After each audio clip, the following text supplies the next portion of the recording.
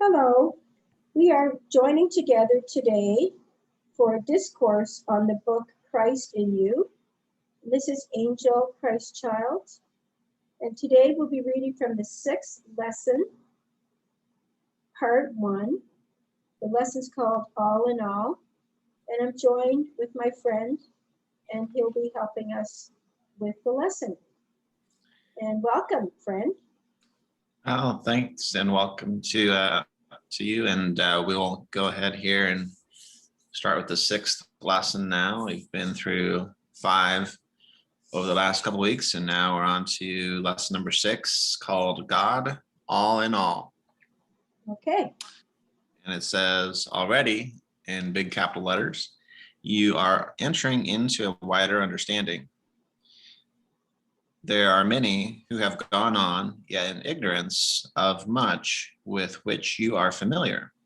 I'd just like to discuss that sentence for a second, because I always like to get your perspective on these ideas. And what perspective do you have about that? Many who have gone on, and yet they're still in ignorance. What do you think that means?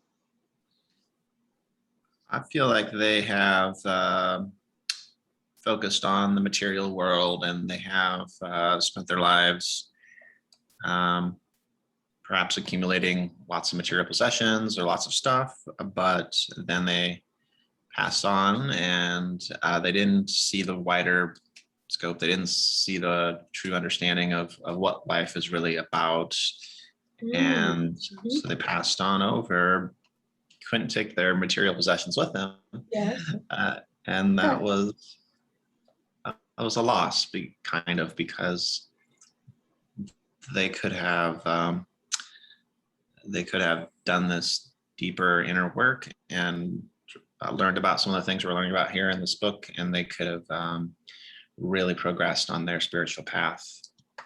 So are you suggesting that perhaps they remain in ignorance after they've gone on, if they don't get the lessons while they're here? I think they see the greater truth, like we see a greater truth when we pass on over and go back to heaven or to the higher spiritual plane. But I think they'll understand that they kind of got caught up in the material illusion, and then they missed out on what could have been a great opportunity to do a lot of advancement of their soul and their growth and their spiritual path. So they kind of got lost in the illusion. Interesting. Yeah, that's an interesting perspective. I like that. Okay, shall we read on? So far we have clearly stated the first fact. Who are we? Indestructible spiritual beings. Indeed, and I do have another comment here, if I could interrupt. From A Course in Miracles, which is, the course of self-study we've been comparing or referencing this book to. This book came out in 1908. It was published in 1908. It started to be written in the late 1800s. And A Course in Miracles came out in 1975, and it was started to be written 7 years before that. So it's quite amazing, really, the truth that coalesced between these two books. So it says, with respect to being indestructible spiritual beings, A Course in Miracles says, God would not have us be alone, because he does not will to be alone. So God does not will to be alone. And that is why he created his son, or the people, and gave him the power to create with him. So our creations are as holy as we are, and we are the sons of God himself, as holy as he is, as holy as God. Through our creations, we extend our love and thus increase the joy of the Holy Trinity, which is the Father, the Son, and the Holy Spirit. And that's from a lesson called treasure of God. So that certainly explains why we are indestructible spiritual beings, because we're part of God. Yeah, that's right on with what the lesson here is saying. It is. And there's another part too, from the treasures of God as well. It says, what God and his sons create is eternal, and in this only is their joy. And that's also from A Course in Miracles, the part in the text, treasures of God. So this is our real joy.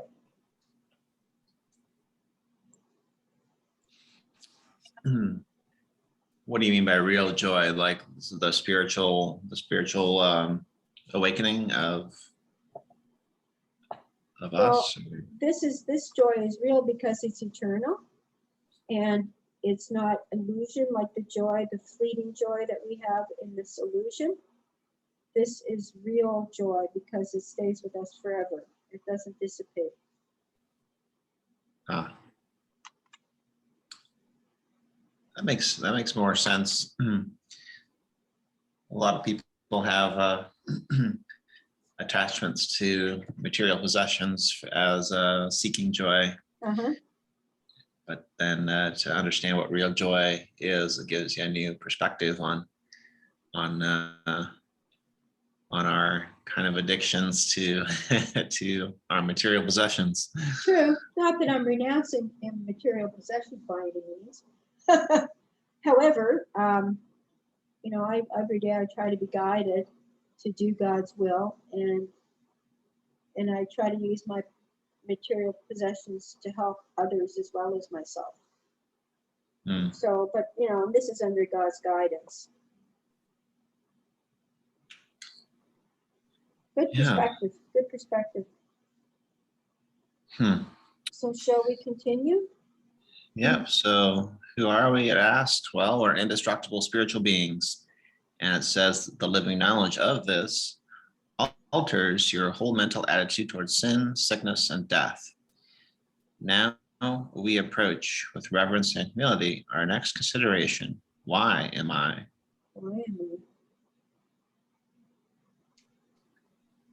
The whole answer is contained in one sentence. You are because God is. But as man is still blinded by false sense, I will endeavor to speak from your own standpoint. You have another quote from A Course in Miracles about being blinded by the false senses. It says, the Course says, and it must use all learning to transfer illusions to truth, to take false ideas of what you are and lead you beyond them to the truth that is beyond them. So there is truth beyond these illusions. And this is from the text called Link to Truth. And once again, all these links, quotes will be in the comment section of the video. So again, false ideas. In this person uses false senses.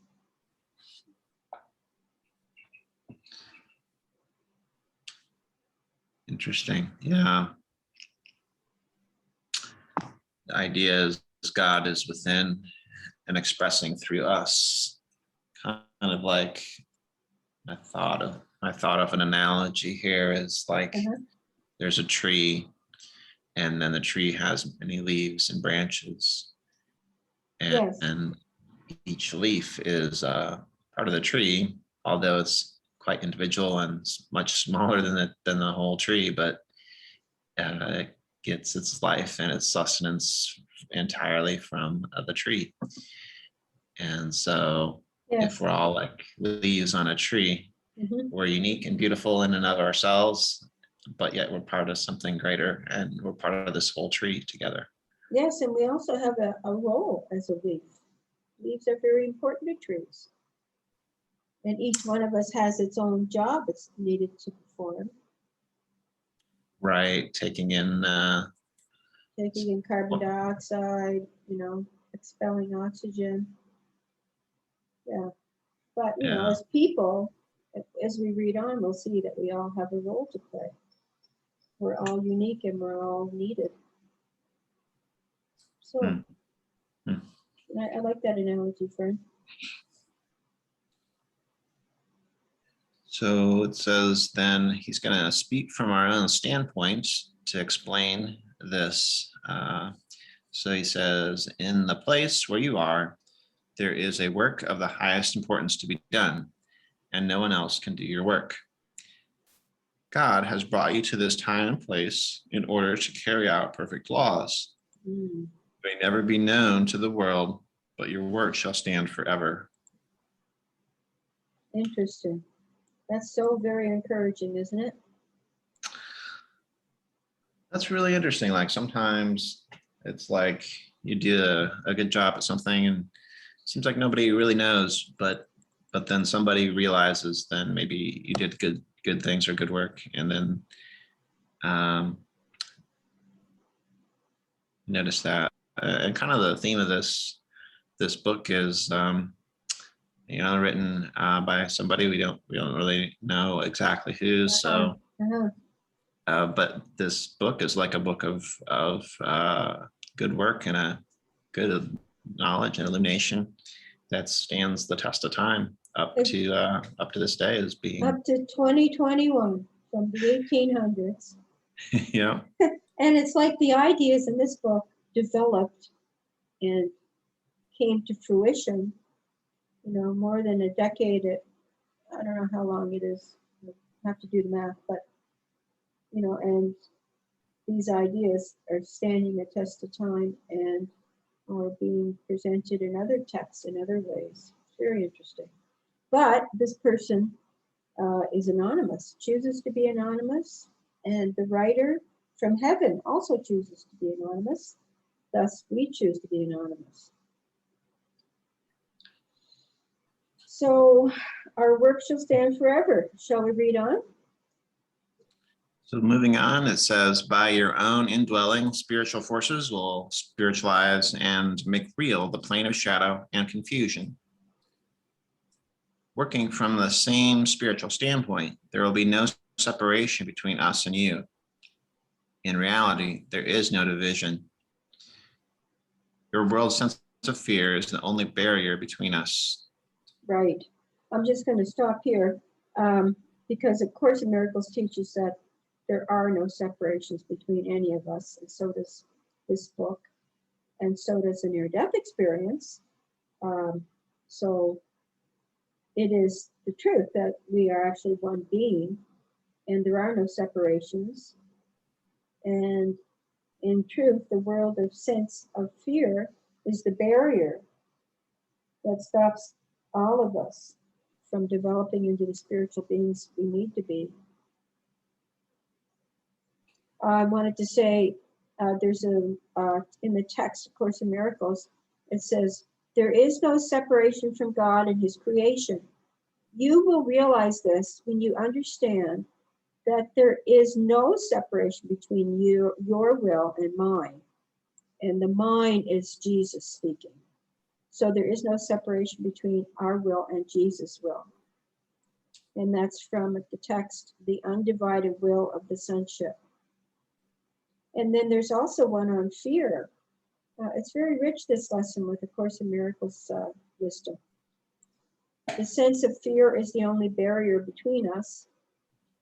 And this is a lesson from the workbook. It goes, fear is a stranger to the ways of love. Identify with fear and you will be a stranger to yourself. And that's from a lesson called I Am Home. Fear is the stranger here. Mm-hmm. I think there was one Bible verse at some point, it said something to the effect of like the last great fear to conquer is death. Yes, indeed it is. And then Jesus showed us that he could die and then resurrect. Right. and that death was not the end. Well, and also we know that not only from the beginning sense of it that Jesus started off, because I believe that Jesus was the catalyst that started us all the millions and millions of people that had near-death experiences, and that many people, many millions of people had died, and then they came back to their bodies, or resurrected, if you will. And Jesus was the one that started that off for us. I believe that to be true, because he's the way shower, and he shows us the way back home by dying and then returning to show us that there is no death. Mm-hmm. So those people who had that experience, they've kind of like broken down that barrier. Indeed, they have, and was a very important part of my development as a spiritual being. Was to realize that there is no death, and that we are all responsible for every single act that any of us ever do while we're here on earth. And the highest level of action is when you're coming from love for yourself and others.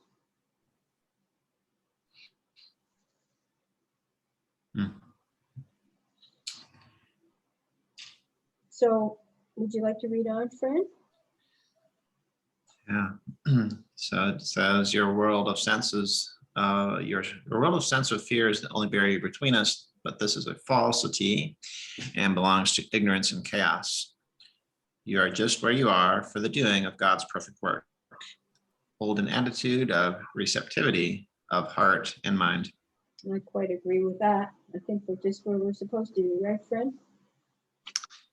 Yeah, that sounds like allowing in some kind of a greater awareness and our own like understanding of something that's like a healing salve for the fear. It's like it's like the thing that breaks down that barrier and makes us feel so much better. Yes, it does. I mean, I've said before, and I'll say it again, there can be a dark night of the soul when people start to challenge the ego, which is the part of us that thinks we're separate and apart from God. And there can be, a lashback as the ego tries to gain control again. But on the whole, as you start to progress in this work, it's so much easier to take a stand back and take a different perspective on everything that happens in the illusion when you're coming from truth, and hold an attitude of receptivity of heart and mind to spiritualization of your life.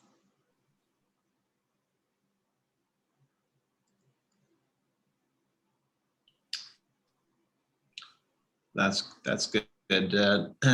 A challenge, but a good thing for us to kind of take a step back from our dramas and our stories and say we're so much bigger than this. We are connected with Christ. Right. That is so true.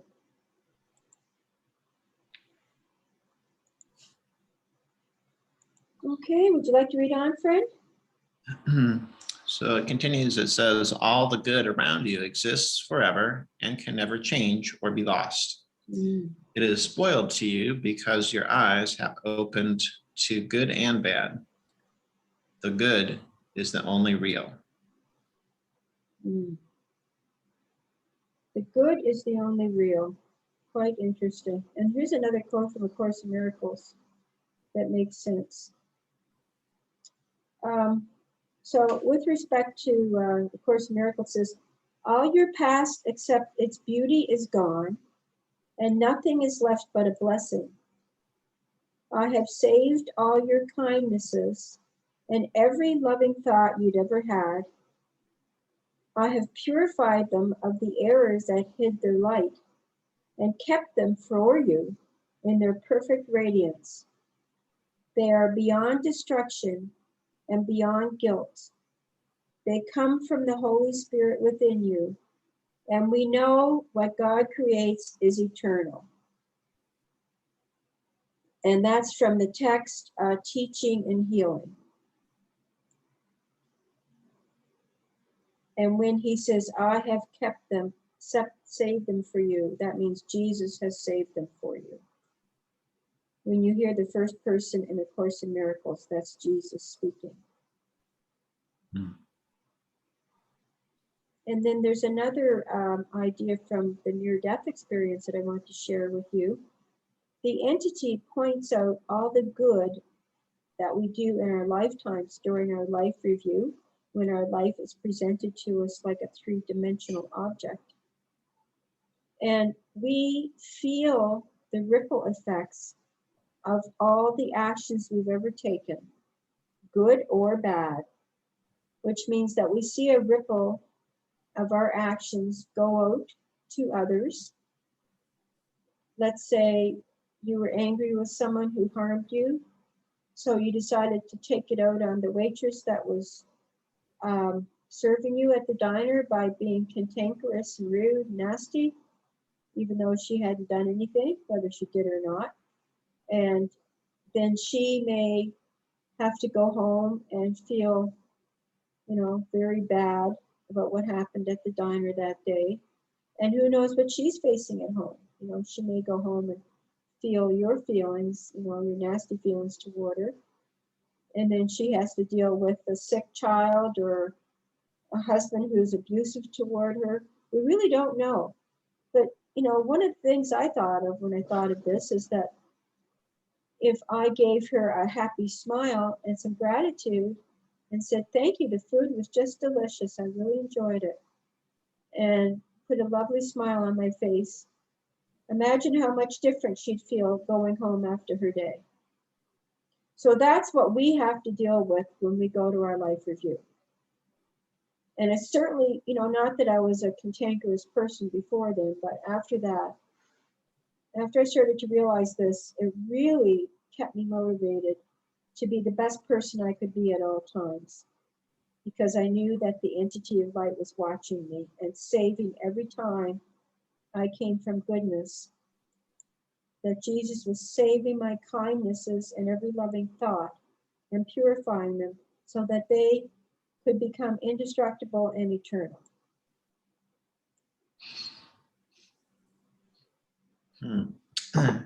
Really makes you think of what's good and what we want to be in the world and how we want to bring that goodness into our way of working and living in the world. Doesn't it? And of course, in the book here, well, read on, please, friend, and I'll speak about that in a minute. Well, it says the good is the only real. And it says the kingdom of heaven is like unto leaven, working from the very heart of God, the creator. There is a Bible verse here for that sentence, for the word the in the first word of that sentence, for Matthew 13:33. Okay. It says in the Bible, he says, he told them still another parable. The kingdom of heaven is like yeast that a woman took and mixed into about 60 pounds of flour until it worked all through the dough. Interesting. What do you make of that, friend? So kind of a cooking analogy there to say, well, God is working his way in through our lives and through our thoughts and through everything that we do. He's kind of working it all in like a big ball of yeast or flour that's got to be put together and made into a tasty dough. Yeah, and also, yeast makes the growth of the bread. It makes it lighter and fluffier and bigger. And without that yeast, the bread would be unleavened and flat, which some people really like, but it's an interesting analogy. I wasn't quite sure what to make of it. But he does go on to say in the book here that the work the angels might envy on page 24. For in as so far as you are true to your unlimited and spiritual nature, you are creative. So that was kind of a creative idea about the bread being leavened. And cooking could be certainly creative.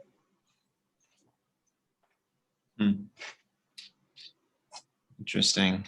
Yeah. It's kind of encouraging us to be our unlimited spiritual self, and essentially we're transforming ourselves maybe from a kind of a flat thing to tasty bread in that analogy. Right. Would you like to read on? And so it says, we earnestly watch and pray for the coming of the kingdom of heaven upon earth. And it will be the awakening from shadow to substance, from confusion to order, from weakness to power, but above all else, to the wholeness or unity of life. Okay, so I just want to pick up on that, bringing the kingdom of heaven to earth. I think that he means bringing the kingdom of heaven to our hearts and minds on earth, not to the shadow, because then he talks about the shadow, the substance. So we can't bring the kingdom of heaven to the lack of substance, because when you bring light to shadow, the shadow disappears, right? You can't have light and shadow in the same room. There's either light or shadow. So, and also, A Course in Miracles teaches that there's no room for truth in the illusion, and we can't bring the kingdom of heaven to the illusion, because then we would make heaven's illusion. Does that make sense to you, friend? Something I'm still grappling with. I think there's something to that. I think we can't change the world we're on. No. We can only change within ourselves, and essentially that's like a ripple effect out, and we're interacting then with a new kind of illusion, or we're interacting with a new version of Earth that's more representative of what's going on within us now that we've changed within us. Well, I think what you're saying makes the most sense. And remember, this illusion is an outcropping of our mind. And we can change the illusion with our minds, because we're working and creating the illusion with our minds every day. And I think they'll get into that a little later on into this book. But that's definitely one of the basics of A Course in Miracles.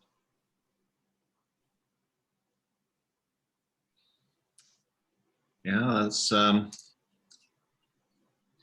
makes your mind wonder how it could have created this, and how it's who's in charge. Yeah, who's in charge is indeed correct. Who's in charge? Okay, shall we read on? So it will be the awakening from shadow to substance, from confusion to order, from weakness to power, but above all else, to the wholeness or unity of life. And realize that your work is the highest work that you have undertaken to do from the beginning. I would here recommend that you begin with your immediate circle, as the very next step must be the right one. See and know.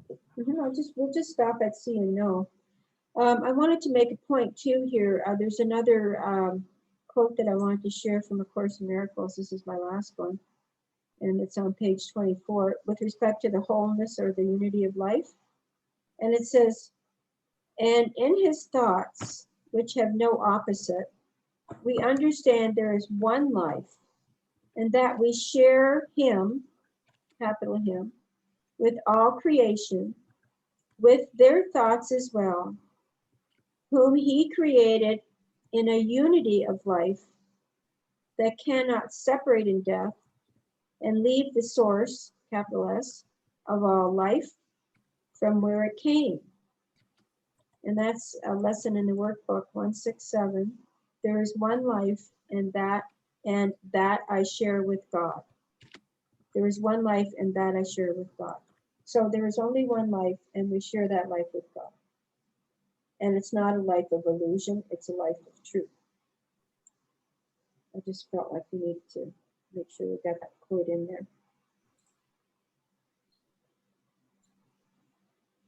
So the truth is, there is only that Christ light that is like all encompassing. Uh-huh. Mm-hmm.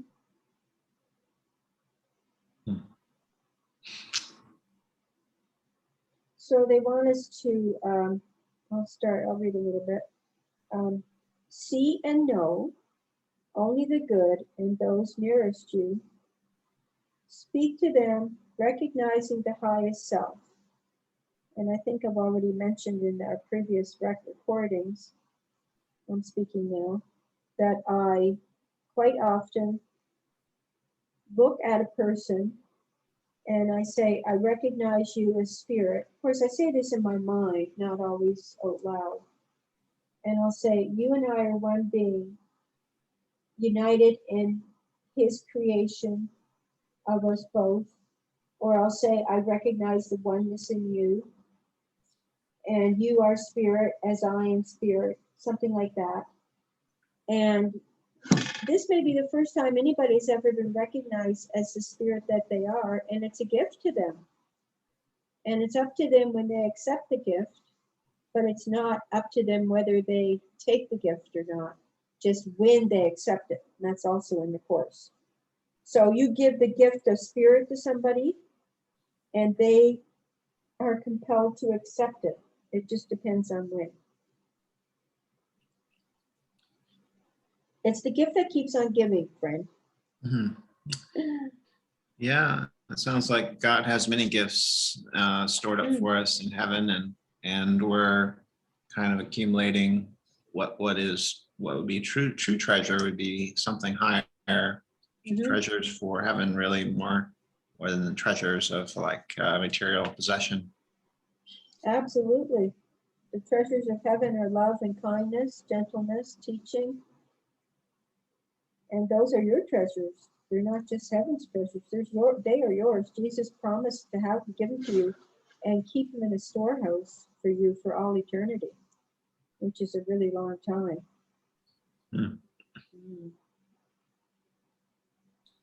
So in recognizing the highest self in them, you may be the first person to ever recognize that in them. And that's very important to them. It's a great gift. So shall we go on? It's your trust. It says, continuing your trust shall beget in them new hope. In every detail of your life, know only the good, which in very truth is the only real. Mm-hmm. Do not be cast down by appearances, but rather maintain an attitude of steadfast hope towards all who seem at a low stage of development, seeing always the goal to which they also shall attain. As for yourself, work with everything that makes for good. Your reason for being on the earth now is to help on this very work. Well, isn't that wonderful? I believe that what this is saying is that our very work here is to speak to the people recognizing their higher self, giving them new hope, to see differently, which is another really important theme in A Course in Miracles, is to see the world differently, to see yourself differently, to see the people outside yourself as one with you, and in fact, not different from yourself. That's just the body that's different. Because we are, in truth, all one being. It says, don't be cast down by appearances, right? But rather maintain an attitude of steadfast hope toward the people, even the ones that are in a lower stage of development. It's almost like a mentorship, a spiritual mentorship.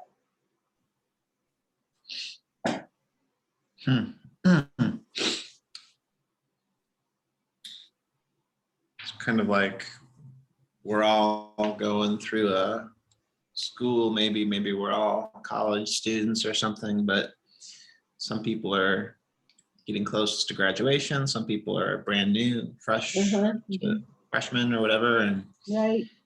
and we're all going to this school, and Yeah.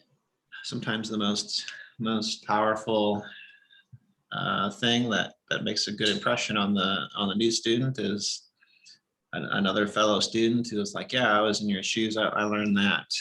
Right. And this is how you solve that math problem. Let me show you. Or this is how you find your way around the campus. Or this is how you deal with the bullies.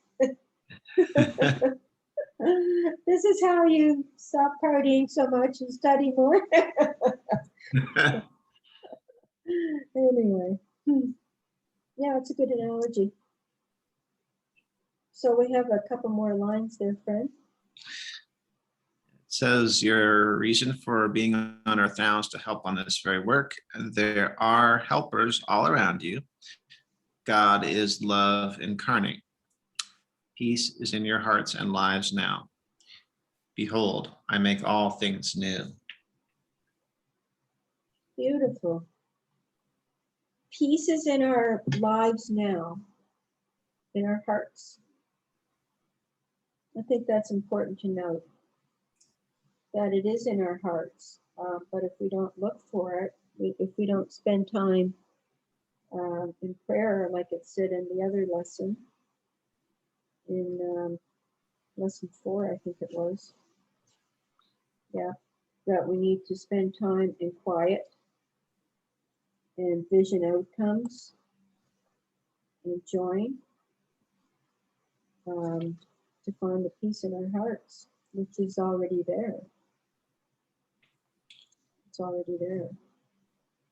It's a matter of being open to it and looking for it.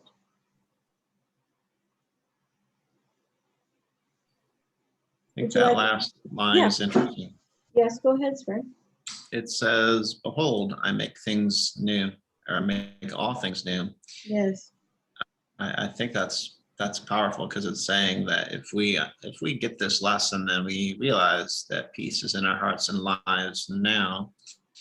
And as the book is saying, and as the lesson is emphasizing, we are essentially here on this plane, and we're to be true to our unlimited spiritual nature.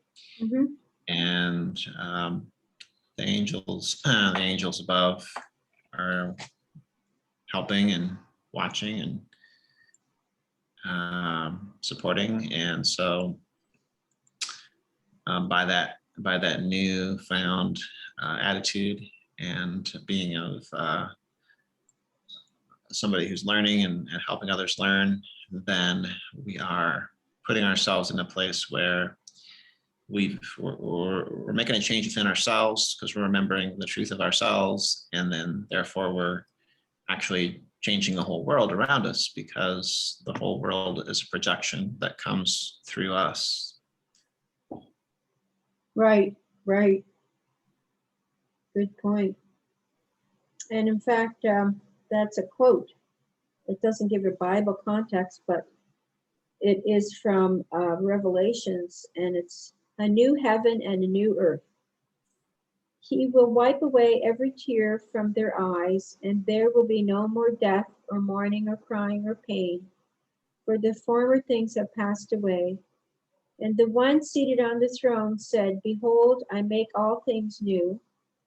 Then he said, write this down, for these words are faithful and true.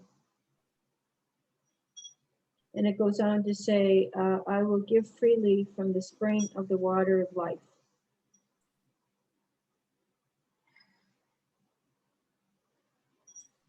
So Jesus is making all things new.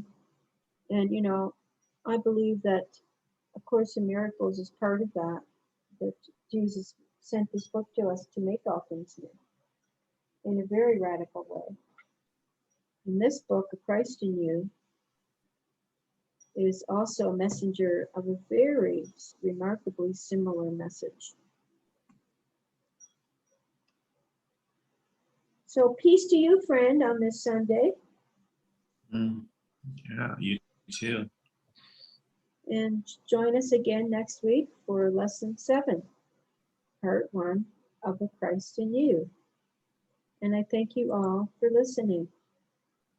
Bye for now. Bye.